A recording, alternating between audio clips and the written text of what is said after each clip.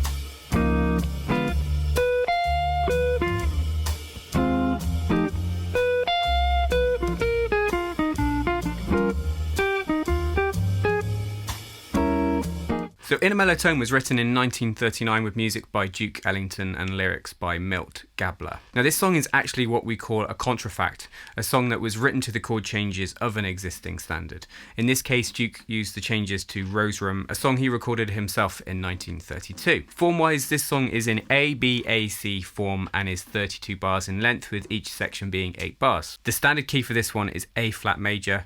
Using my noisy clan decoder, we can see that's a key with 4 flats. And if we took the A flat major scale, which has those 4 flats in it, built 7 chords off each degree of the scale, we'd have the following 7 chords. Chord 1, A flat major 7. Chord 2, B flat minor 7. Chord 3, C minor 7. Chord 4, D flat major 7. Chord 5, E flat 7. Chord 6, F minor 7. And then chord 7, G minor 7 flat 5, and then let's go back to 1, so that resolves. The key harmonic moves we get in this one include variations to the usual typical 2-5-1, a classic movement to the 4 chord, a backdoor dominant, and also an ascending move from the 4 chord to close off the final section of the song. I'll break that down as we go. Let's get onto the chords. A flat 6, 3-note voicing off the E string, and that's going root 6, 3. In terms of where the notes are distributed. We've got another A flat in A flat 7. You can see very clearly there the harmonic difference. We've just raised the 6 to get A flat 7. That's going 1 flat 7 3. A flat 6 slash E flat. So it's like an E shape with the 6 on the top. So this is going 5 1 3 6. We then have B flat 7. 1 flat 7 3. D flat major 7. I've done this as a 4-note because I prefer the sound of this voicing as a 4-note off the A string personally. You could do 3-note if you prefer. This is going 1 5 7 3. D flat 6 9. 1 3 6 9. Beautiful sounding chord. D flat 7. 1 3 flat 7. Got the D diminished 7th.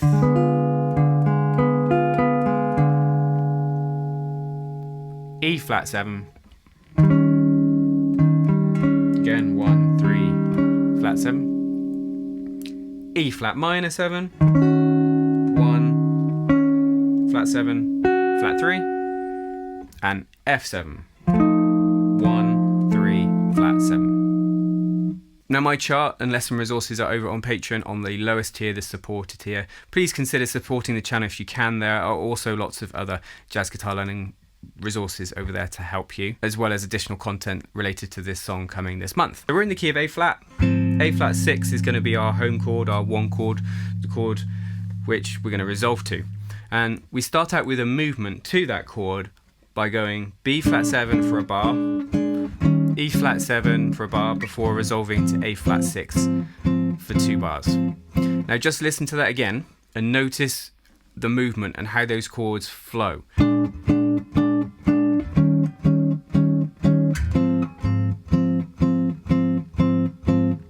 Really appreciating the movement will help you with soloing in terms of hearing that opening as a journey to the A flat chord. If I was playing a line on those three chords,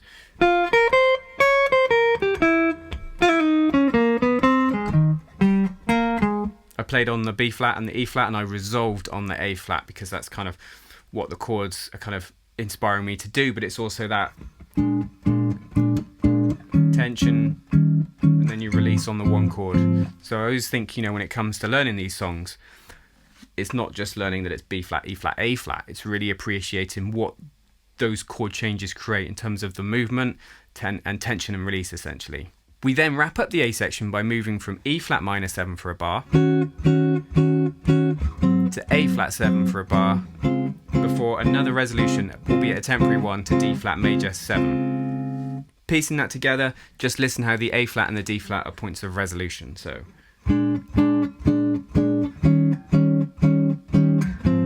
there, and then a movement, resolving there.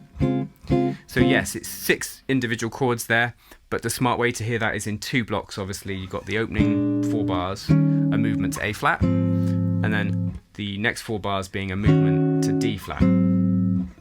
Just like that, in 2 blocks of harmony, if you like. In terms of Roman numerals, B flat 7, E flat 7, A flat 7 is a 2-5-1 in A flat, but with the 2 chord as a dominant. So normally you'd expect the 2-5-1 to be B flat minor 7, E flat 7, A flat. But it's very common, particularly in this point in time, for the dominant, the 2 chord, to be a dominant. And why does this work? Why do people do this? Well, it's because B flat 7 is the dominant of E flat. So in the key of E flat major, you would find B flat 7 as the dominant chord, chord 5. So it will really strongly lead to E flat 7. And we call this, in terms of Roman numerals, you could call it 2-7, which means it's the 2 chord as a dominant, or we can label it as the 5 of 5, as it is the dominant of the dominant. So just remember that when you turn chord 2 into a dominant, it becomes the dominant of the dominant. So giving us 2, 5, 1, with the B flat 7 a secondary dominant, the 5 of the E flat, which is why that works. And it leads us to that E flat, I think, in a stronger way than the minor 7 would. Another good example of this would be Gershwin's But Not For Me. In the next 4 bars, you probably recognise it already as a 2-5-1, but this time with the regular minor 7 dominant 7th D flat. But it's a 2-5-1 from a different key. It's a 2-5-1 from the key of D flat major. Now, why would we do that? Well, we saw earlier that D flat is chord 4 in this key, in the key of A flat major. So what's happening here is a temporary movement to D flat major. And this is a super common move. If you think about the 4 chord is an important chord in blues music. So it's such a common change.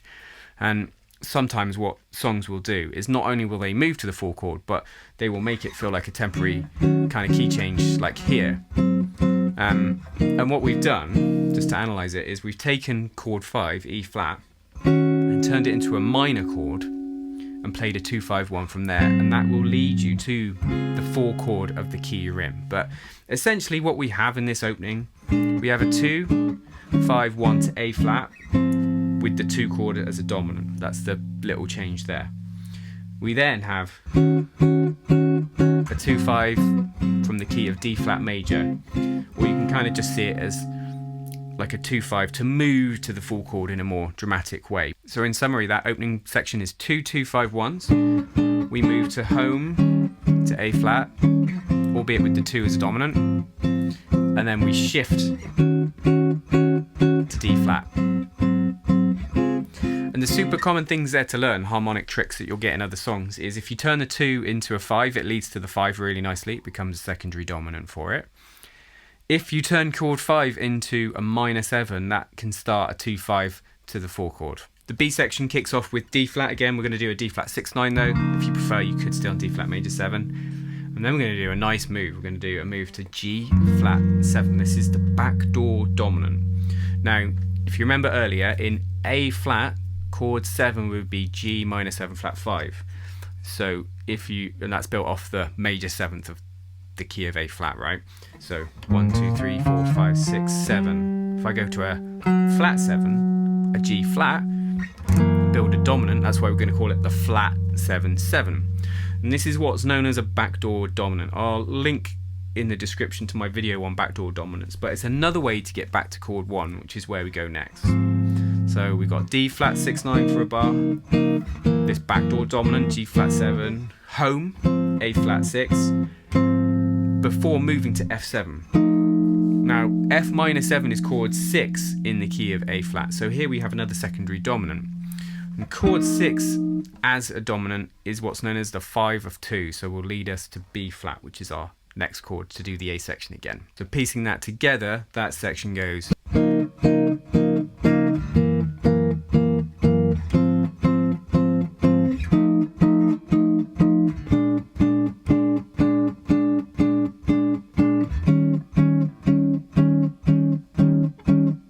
Let's put the A and the B together, we'd have journey to A flat, journey to D flat, we're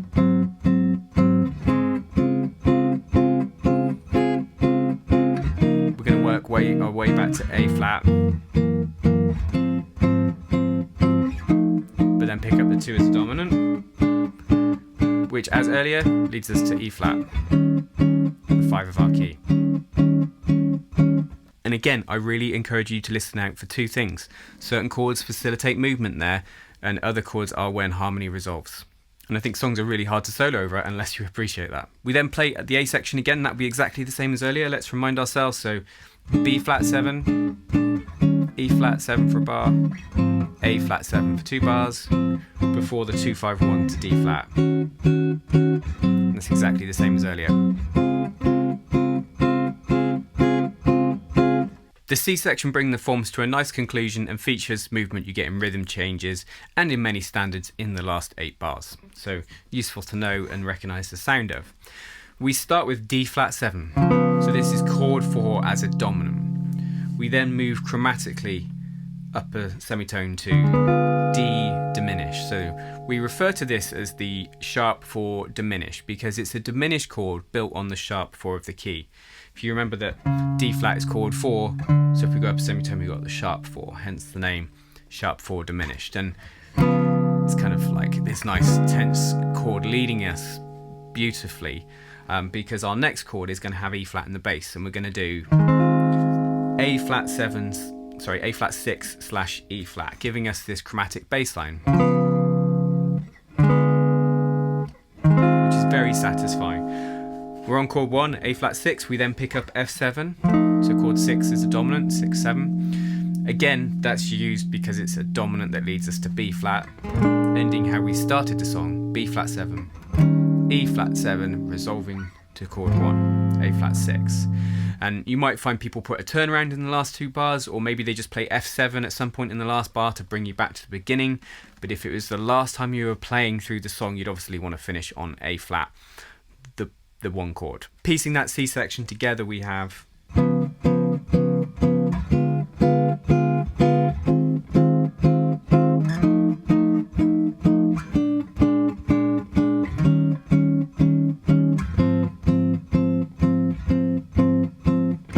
And if you've done a lot of listening to particularly swing, repertoire, 30s, 40s stuff, I'm sure a lot of those movements will be familiar sounds to you.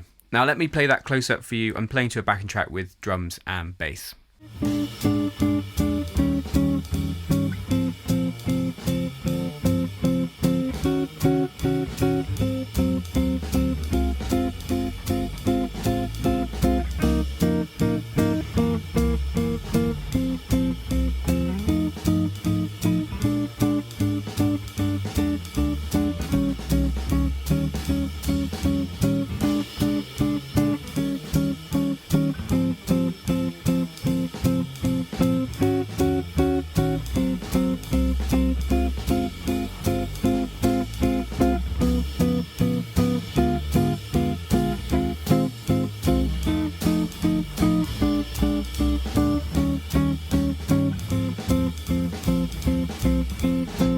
Now, in terms of practice suggestions for yourself, well, for starters, the listening is key. When I learn a new song, I listen to it on repeat. I listen to many, many versions.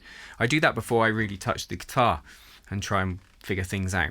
You want to work on memorizing the chords then as a next step, and obviously trying to work on smooth chord changes, trying to be relaxed, not too much pressure with your fretting hand, getting the notes we want and no open strings ringing. Now this is a medium swing tune, so just aim for that 4 to the bar feel. I'll put a lesson up on swing rhythm at the end. In terms of materials to help your learning, over on Patreon, if you just join as a free member, there's a playlist, a recommended listing of versions that I reckon you should check out. And then on the standards essentials tier, there is a melody 1, 2, 3 lesson and also a comping 1, 2, 3 lesson. Now the 1, 2, 3 refers to my jazz guitar curriculum, and the lessons are taught on 3 levels to help you see how you can improve your playing. And this is in 2 important skills, with obviously melody and comping. The resources from today's lesson though, the chord chart and the chord diagrams, they are just on the supporter tier, the lowest tier. Link in the description to all of that. Now, one thing to say also about today's lesson is you've actually learnt 2 songs, because in a mellow tone, Rose Room, they have the same changes too. So make sure you give Rose Room a listen too. Now, I'll put on the screen my videos about swing rhythm guitar, because that's how you want to, in terms of play this, and also on the backdoor dominant, which is a key chord movement to understand standards. Leave any questions you have below, and don't forget, jazz guitar lessons here every Monday. Until next time, you take care.